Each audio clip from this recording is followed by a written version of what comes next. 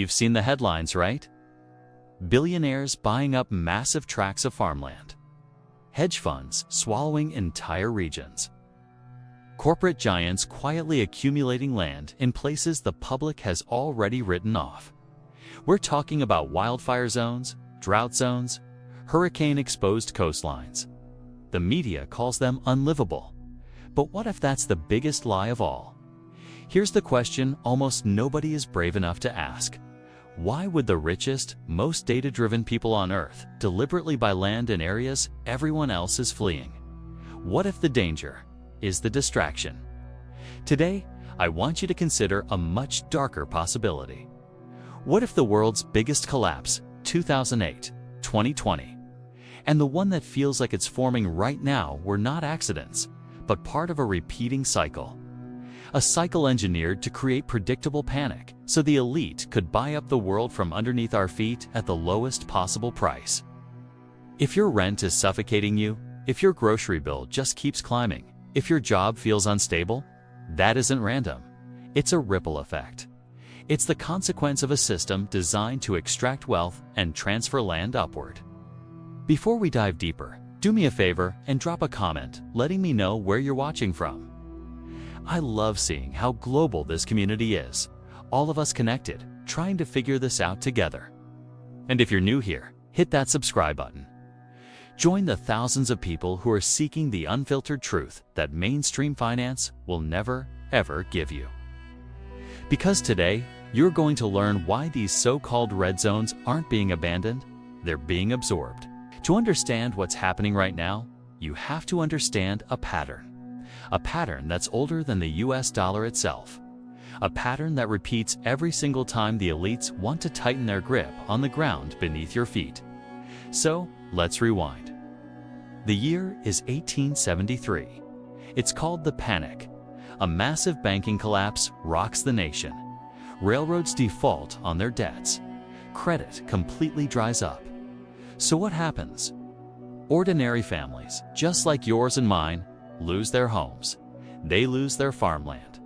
And who's there to pick up the pieces? The wealthy banking houses, buying all that distressed land for just cents on the dollar. Sound familiar? Let's jump forward. 1929, the Great Depression.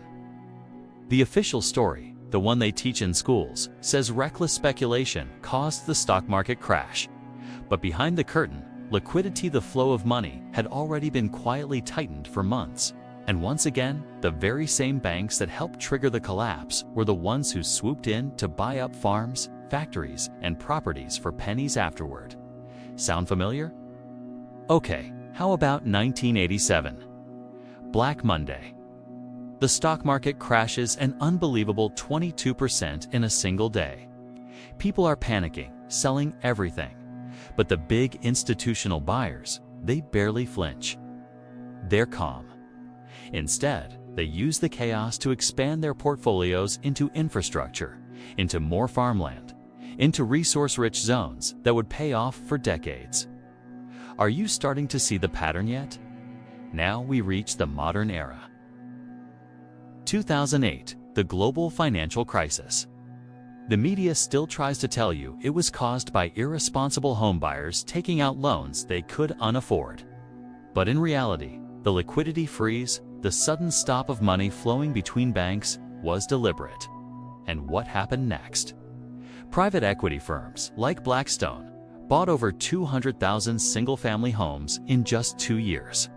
Entire neighborhoods were turned into financial portfolios. Homeowners were systematically turned into lifelong renters. Then came 2020, a global shutdown.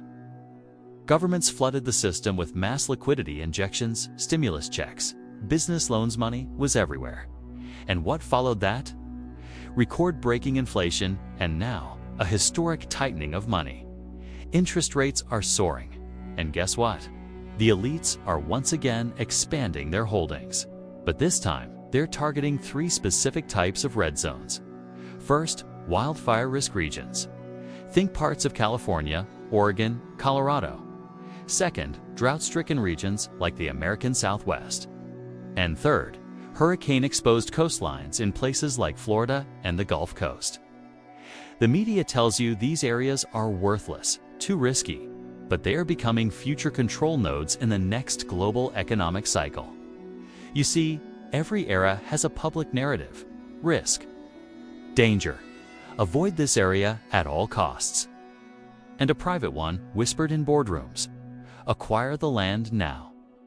The liquidity will return later. No matter the century, the same playbook repeats. When the masses are told to flee, the elites buy. And today's red zones are just the next chapter in that very old book. But this time, something is different. The system is faster, it's more coordinated, and it's global.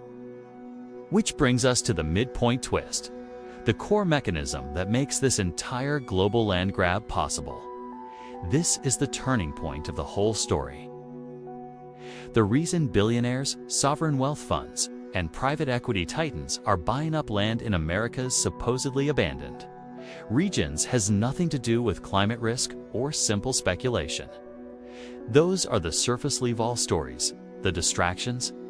The real driver is something orchestrated behind closed doors.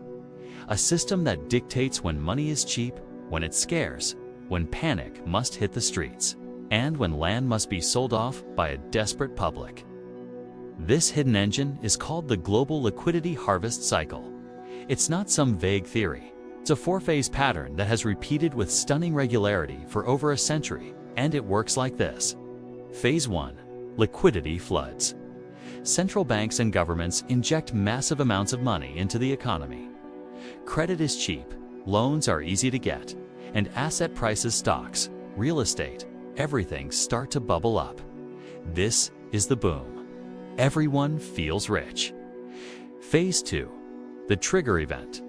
This is a manufactured or exploited crisis. It could be a pandemic, a war, a major bank failure, or a sudden energy shock.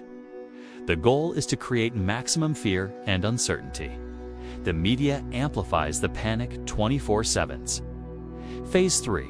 The liquidity squeeze. In response to the crisis, the same powers that flooded the system with money now aggressively pull it out.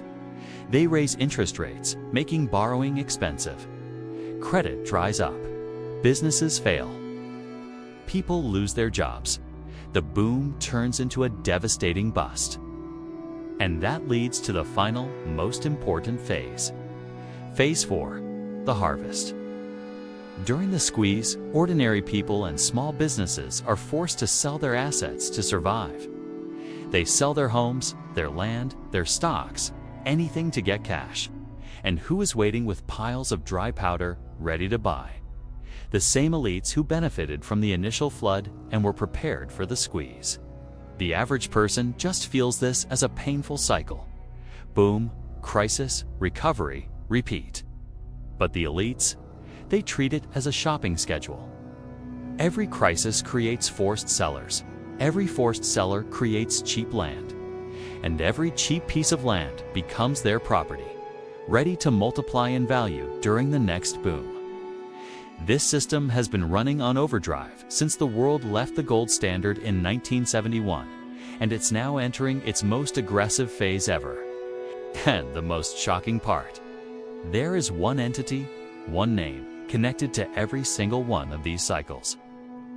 Ever wonder why financial crises seem to pop up out of nowhere? Why the economy booms and then suddenly busts, leaving regular people in the dust? You might think it's just the natural ebb and flow of the market. But what if I told you it's not natural at all? What if it's engineered? Liquidity doesn't just rise and fall on its own. Crises don't appear randomly. And vast tracts of land don't become distressed by accident. This is a coordinated system, a cycle. And the real question isn't what is happening, but who is coordinating it. Here's a truth most experts won't touch. It's not just one government pulling the strings. It's not one big bank. It's not a single billionaire hiding in a tower. It's a triad of powerful three-part architecture that has been quietly running the show. First, you have the central banks. They are the masters of liquidity, the ones who control the flow of money itself. They turn the tap on and off. Second, the the private equity giants. These are the boots on the ground, the executioners of the plan. Their specialty: mass land acquisition when the time is right. And third, the shadow banking networks. This is the hidden plumbing of the financial world. They move and hide the money flows, ensuring the entire operation stays out of the public eye. This triad has been the invisible hand behind every major boom and bust for the past 50 years. And right now, we are deep into the most critical phase of their cycle, the harvest phase. This is where land, real, tangible land, becomes the ultimate prize. So how does this all work? Let's break down the 4 phases of the harvest cycle, using real numbers and looking at the real-world consequences. It all begins with Phase 1, the liquidity flood. Think back to the years between 2009 and 2015. Global central banks pumped over $22 trillion into the markets, an unimaginable amount of money. And what happened? Asset prices went to the moon. Housing prices shot up 47%. Farmland values jumped 30 to 50%. The stock market soared over 200%. Everyone felt rich. It was a party. People were taking on debt, buying bigger houses, investing in the market. But this feeling of wealth wasn't real prosperity. It was bait. The goal was to get as many people as possible leveraged to the hilt, borrowing against these inflated assets. Then comes Phase 2, the trigger event. Just when the party is at its peak, when everyone is over-leveraged and feeling invincible, something unexpected happens: a sudden series of aggressive rate hikes. A global virus outbreak that shuts down the world economy. A sudden failure in the repo markets that nobody was watching. A string of major bank collapses that seem to come out of nowhere. You see these headlines and think they're all separate, unrelated crises, but they're not coincidences. They are manufactured pressure points. They are the triggers deliberately pulled to pivot the cycle from boom to bust. This leads us to Phase 3, the liquidity squeeze. This is where the music stops and the real pain begins for everyone else. The money tap that was gushing is suddenly turned off. Credit dries up almost overnight. Getting a loan becomes nearly impossible. Businesses can't make payroll. Homeowners can't refinance. Panic sets in. Defaults start to rise, slowly at first, and then like an avalanche. Just look at 2022 and 2023. Over $1.6 trillion in real estate value simply evaporated. Insurance companies, seeing the rising risk, pull out of entire regions. Banks, fearing a wave of defaults, slam the brakes on lending. And who gets squeezed the hardest? Middle-class owners.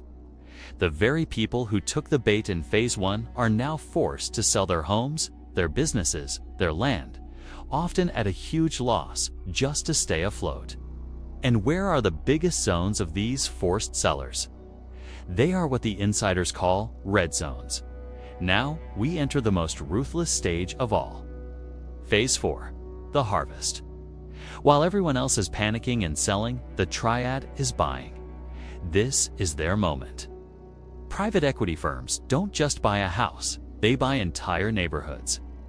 Sovereign wealth funds don't just buy a field, they buy thousands of acres of farmland.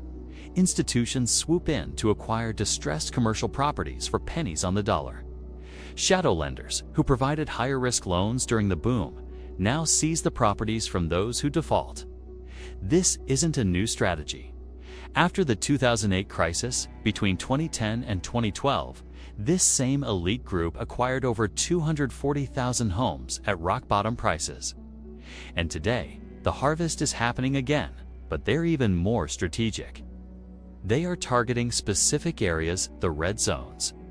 Think about fire risk regions in the West, drought risk regions in the Midwest, and hurricane risk regions along the Gulf Coast.